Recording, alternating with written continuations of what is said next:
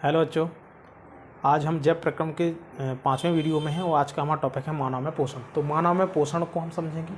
मानव में पोषण को हम मानव में पाचन तंत्र के द्वारा समझेंगे। तो मानव में जो पाचन तंत्र होता है इसमें मुख्यतः पाचन अंग और पाचन क्रियाएँ आती हैं। ठीक है, दो चीज़ों के अंतर्गत होता है मानव में जो पाचन तंत्र होता है।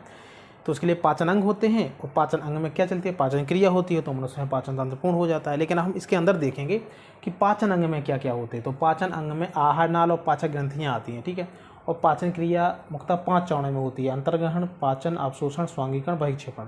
लेकिन पाचन क्रिया एंड का काम होता है। सबसे पहला काम होता है कि जैसे हम भोजन को ग्रहण करते हैं तो भोजन के ग्रहण करने के तुरंत बाद भोजन का पाचन शुरू हो जाता है। जैसे भोजन का पूर्णतः पाचन हो जाए उसके बाद आगे पाचन की क्रिया होती है। ठीक है, ये जो 5 चरण हैं इन चरणों में होती है पाचन क्रिया। सबसे पहले हम समझेंगे पाचन अंगों को। ठीक है, पाचन अंग को समझने के लिए हमें सबसे पहले क्या करना पड़ेगा, मानव के पाचन तंत्र का चित्र बनाना पड़ेगा।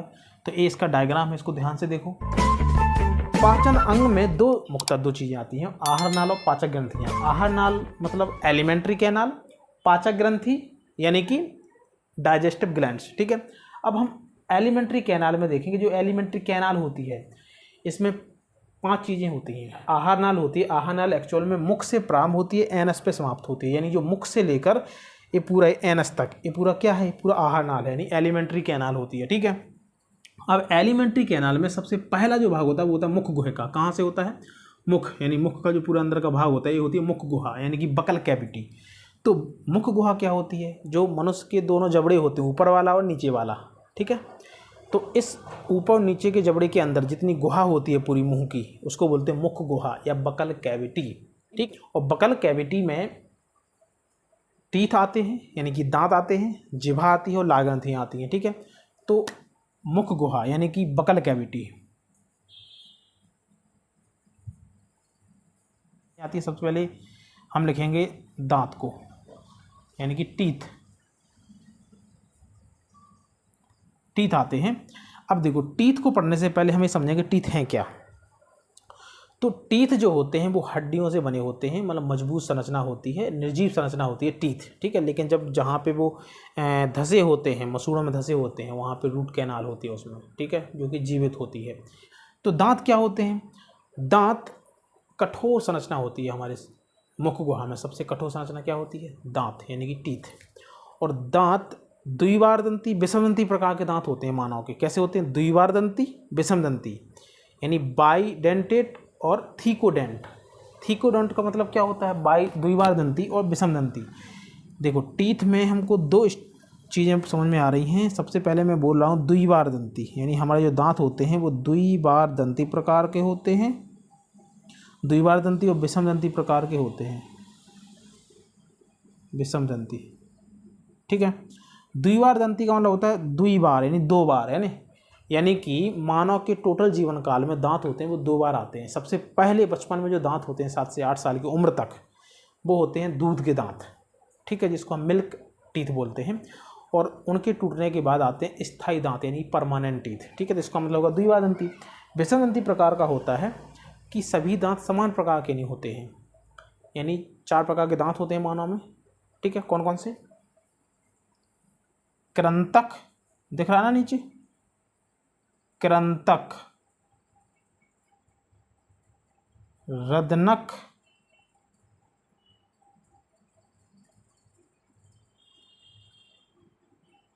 अग्रचवर्णक और लास्ट होता है चवर्णक। कृंतक का मतलब होता है इंसीजर, रदनक यानी कि कैनाइन, अग्रचवर्णक यानी कि प्रीमोलार, चवर्णक मतलब कि मोलार। ठीक है, दांतों का काम क्या होता है, भोजन को काटने में, उसको कुतरने में, भोजन को चबाने में। ठीक है, ये दांत के कार्य होते हैं। ये हो गया क्या, टीथ। अब जो सेकंड संरचना होती है मुख गुहा में वो क्या होती है, जीभ होती है, यानी सेकंड होती है जीभ। जीभ क्या होती है, जीभ एक पेशीय संरचना होती है। हम बोलते हैं ना अपने दैनिक जीवन में, व्यवहार में बोलते हैं हम एक कहावत के तौर पे कि भैया जीभ बिना हाड़ की जीभ है, यानी बिना हड्डी की संरचना होती है, बिना हड्डी की जीभ है, जहाँ चाहे लौट जाती है ना। मतलब कहने का कि जो जीभ होती है वो पेशियों की बनी होती है, इसमें हड्डी नहीं होती है, पेशीय की बनी हुई संरचना होती है। जीभ क्या होती है? एक पेशीय संरचना होती है। और जीभ में विशेष प्रकार की स्वाद कलिकाएँ होती हैं जो हमें खट्टे, कड़वे, नमकीन और मीठे स्वाद का अनुभव कराती हैं। ध्यान रखना है, स्वाद कलिकाएँ कैसी होती हैं?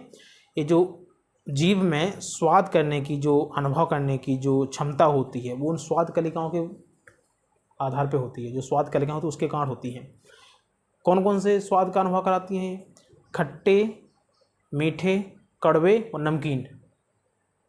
ये जो स्वाद है इनका अनुभव कराती है। क्यों कराती है? क्योंकि जीभ में टेस्ट कलिकाएँ, टेस्ट बड्स यानी स्वाद कलिकाएँ पाई जाती हैं। ठीक है।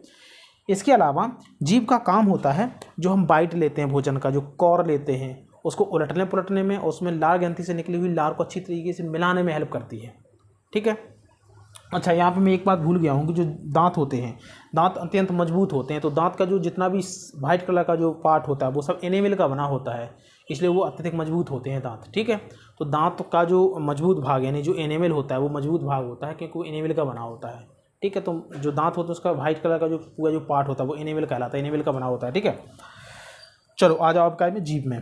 तो पेशीय संरचना होती है, भोजन को उलटने पुलटने और लार ग्रंथि से निकली हुई लार को अच्छी तरीके से मिलाने में हेल्प करती है जीभ। ठीक है। और भी है जीभ का काम, हम बोलते हैं तो जीभ की सहायता से ही बोलते हैं। ठीक है ना। और भोजन को जब हम बाइट लेते हैं सबसे पहला तो हम क्या करते हैं? जीभ की सहायता से उसको पूरे मुख गुहा में उलट पुलट करते रहते हैं ताकि उसमें अच्छी तरीके से लार ग्रंथि से निकली हुई लार मिल जाए। ठीक है। इसके बाद हम भोजन को अंदर ग्रहण कर लेते हैं। ठीक है। तो ये हो गया किसके बारे में? जीभ के बारे में। और लार ग्रंथि होती हैं, लार ग्रंथि ये है, इसमें तुमको दिख रहा होगा लार ग्रंथि है। लार ग्रंथि से निकली हुई लार क्या करती है? भोजन में अच्छे तरीके से मिल जाती है, तो भोजन को थोड़ा बहुत पाचन में हेल्प करती है। ठीक है, मुख से। चलो इसके बाद पढ़ेंगे हम क्या? ग्रसिका। ग्रसिका क्या होती है? यानी कि ऑसोफेगस। तो मुख से, मुख के थोड़े बाद थोड़े आगे जाके ग्रसनी होती है। क्या होती है? ग्रसनी। ग्रसनी से आमाशय तक ये जो नली है पूरी, इसको बोलते हैं क्या? ग्रसिका। यानी यहाँ से यहाँ तक ये जो पूरी नली होती है इसको ग्रसिका बोलते हैं। इसमें इसका काम क्या होता है? इसका काम होता है कि जब हम जैसे भोजन को, यानी जो वाइट होता है भोजन को, उसको अंदर लेते हैं तो अंदर कृमानुकुंचन की सहायता से, किसकी सहायता से? कृमानुकुंचन की सहायता से भोजन के कौर को, यानी भोजन को कहाँ तक पहुँचाता है? आमाशय तक पहुँचाता है, आमाशय तक पहुँचाता है। तो मुख से आमाशय को जोड़ने वाली जो नली होती है उसको क्या बोलते हैं? ऑसोफेगस या ग्रसिका बोलते हैं। ठीक है। जो भोजन कृमानुकुंचन द्वारा आमाशय में पहुँचाती है। ठीक है। अब पढ़ेंगे हम नेक्स्ट क्या? आमाशय यानी स्टोमक। आमाशय पढ़ेंगे हम। तो मुख से ग्रसिका के द्वारा भोजन कहाँ तक आ गया? आमाशय तक आ गया। इसका मतलब होगा कि जो ग्रसिका होती है, ग्रसिका में पाचन नहीं होता है भोजन का, क्योंकि यहाँ पे कोई पाचन ग्रंथि नहीं होती है। ध्यान रखना हमको, ऑसोफेगस में कभी भी भोजन का पाचन नहीं होता है। यह केवल एक माध्यम होता है जिसके द्वारा भोजन मुख से कहाँ आता है? आमाशय में आता है। ठीक है। तो ग्रसिका में पाचन नहीं होता है, क्योंकि यहाँ पे कोई भी पाचन ग्रंथि नहीं पाई जाती।